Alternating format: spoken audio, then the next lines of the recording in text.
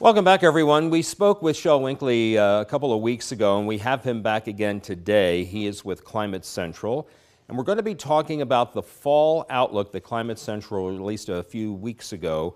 This coincides with meteorological fall starting on September 1st, and it runs through November 30th. Shel, good afternoon to you. Well, good morning here, but you're in Princeton, so good afternoon to you.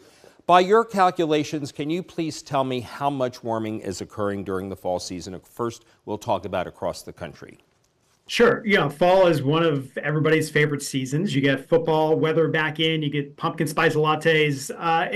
Looking at the country as a whole, on average, we found that the United States, at least the lower 48, has warmed about 2.5, so technically 2.4 degrees Fahrenheit since the 1970s. And remember, that's on average, so you're dealing with your low temperatures as well as your high temperatures, which at this time of the year should be cooling. But what we're finding is in some locations, that's not the case. In fact, in 97 cities across the United States that we've analyzed, they're adding at least 2 more weeks of above average temperatures in the season of fall itself. Now we have the fall warming, the nation's fall warming. And was there any one particular part of the country where this warming was more significant than any place else?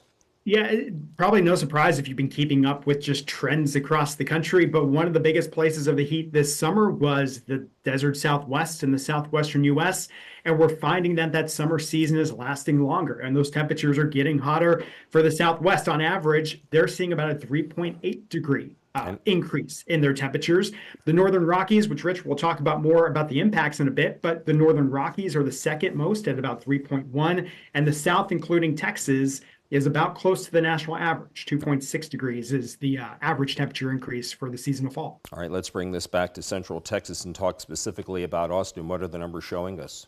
Yeah, okay, so 3.5 degrees Fahrenheit for warming for average temperatures. So what does that mean? It means your average temperature back in the 1970s was about 69 degrees. Now we're around 72. And in your mind, you may think 72 is comfortable. But remember, you're dealing with overnight lows and daytime highs. And in order to see that increase in that average temperature, that means we're adding both nighttime warmth to our fall days, which means those coffee mornings aren't as cool as they used to be.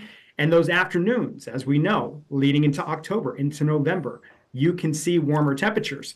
To break it down, something you can put your mind around a little bit more, we now have 21 more days on average above average there in Austin. So in the 70s, that was 35 days, about a month's worth of above average temperatures. Now we're experiencing about 55 days on average. 60% of our fall is now expected to find above average warmth.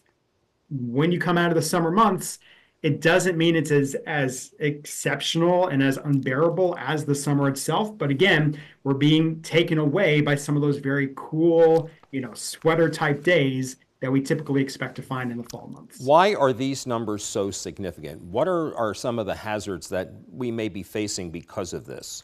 So one thing we always talk about in the state of Texas is a cooling demand, right? So your air conditioner is now running longer past the typical summer into the fall. That allows mosquitoes to stick around longer, and they become a little more prevalent once we start getting some more fall rains and maybe some of those cooler mornings. So now you're trying to get out to enjoy those nice, cool coffee mornings on the porch, and the mosquitoes are still biting.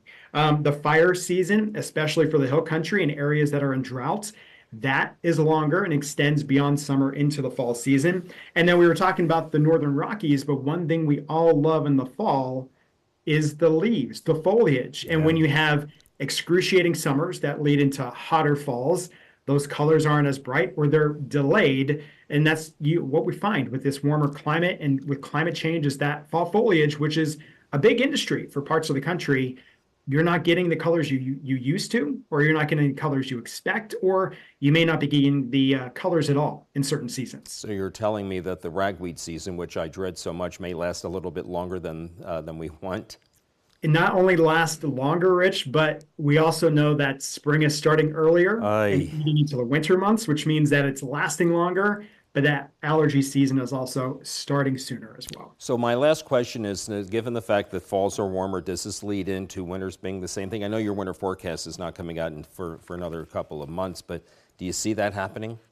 Right. On average, we know that winters are warming as well. It doesn't mean that every winter is going to be abnormally warm, but across the country, that trend is going up as well. And I think that's a good point to make here too, is that, it doesn't mean that there's not going to be fall weather, right? We've enjoyed some very comfortable days in Austin over the past couple of days. But if you look at your forecast, by the weekend, you're back towards that summer heat, right? So it just means that there's either shorter stints of fall weather or just not as many of these nice, cool, comfortable days you can throw the windows open to, like we used to have back just say 50 years ago. We'll check back out. We'll check back with you when the winter forecast comes out. Okay. Until then, iced pumpkin spice lattes for them. That's right. Shel, thank you very much. Appreciate your time today. We'll see you. We'll be right back.